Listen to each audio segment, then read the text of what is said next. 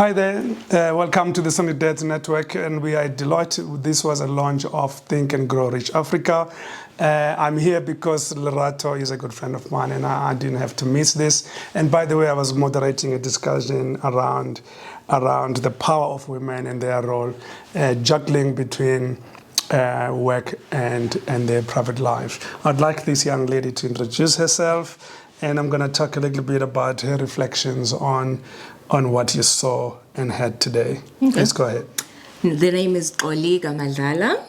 I'm an author and a menopause advocate, and I was here through Professional Moms Club. Professional Moms Club, what is that?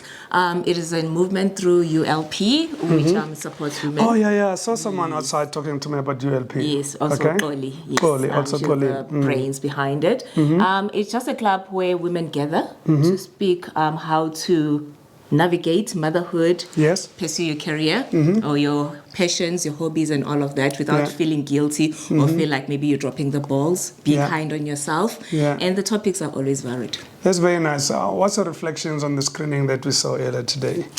That was like moving for me anyway. Yeah, even the gentleman sitting across me, he kept just having moments of like, wow, we were all, I think, moved in different ways. Yes. So I think seeing the different experiences of women, it just makes one be grateful for either your mother, the mother figure in your life, and just for women overall, the role that they play in everybody's life. In supporting each other as well. In nurturing, in supporting, in cheerleading, and being that safe space for each other. Yeah. So it was... You wrote a book about menopause. This is a very interesting topic. Tell us a little bit about what inspired you to be an expert in that space. It was partly my personal journey. Okay. I went into premature menopause in my early 30s, a subject that we we don't speak about. Yeah. Normally we think menopause, we think older women, we think white women, but we hardly see black faces. Yeah. We hardly hear black voices. We hardly hear about women that are younger that go through.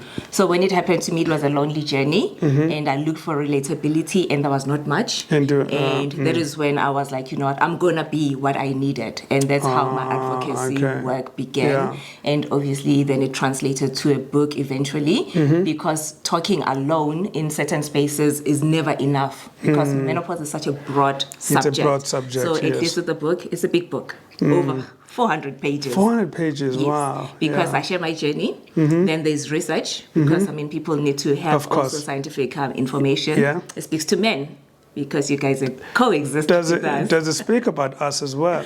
Is this about how men should support women that are going through that stage? Yes. Is that what it is? It's about that, and also their leaders and their colleagues. So even in the workplace, women do struggle with menopause effects. So men need to be knowledgeable enough to be able to support, have that empathy. The way that they're able to support pregnant women or women that are on their periods, they know what is happening. They need to know what happens during menopause so that they are able to support them. And also, it touches on andropause also. What is that? It's not necessarily menopause, but it's a phase that some men will go through as well. Some, yes. I think when we talk during season 4, you're going to tell us a little bit more about that, because you were telling me the other day when we were talking via WhatsApp that even men go through those kinds of similar stages, yes? That would be great. And there was a lot of, we're going to finish now, there was a thing there in the movie around resilience. For women, if you were talking to single moms out there that are struggling to get this co-parenting thing working, because our network is all about parenting, how would you advise them to be more resilient, especially where fathers are just absent? Firstly, I have a bit of a problem with the word resilient, because it's almost confused also with the word strong. Strong, okay. And this is one of the greatest disservice when it comes to women, especially single mothers. They feel like they have to be strong. They need to carry so much. And it needs to fall, especially the strong black women syndrome. Yeah. They hardly make time for themselves because they're surrounded with the mom guilt and all of that. So, but it's a conversation that we'll have for about that. But it is important for them to be able to take care of themselves. Yeah. And also ask for time out.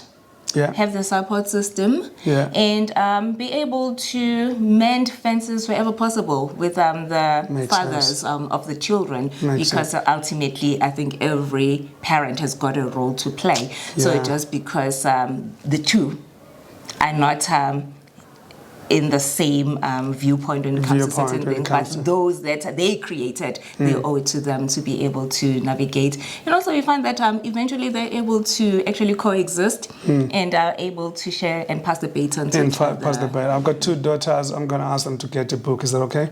And you need to get it also myself as well. Also. Great stuff. Thank you so much, and I look forward to reading. I don't know, 400 pages, maybe not all of it, but definitely I'll recommend some chapters for my kids. You shouldn't read like a novel. Of course. Yeah. So you'll finish it at a time. Thank you so much for your time. Thank you. Good to see you.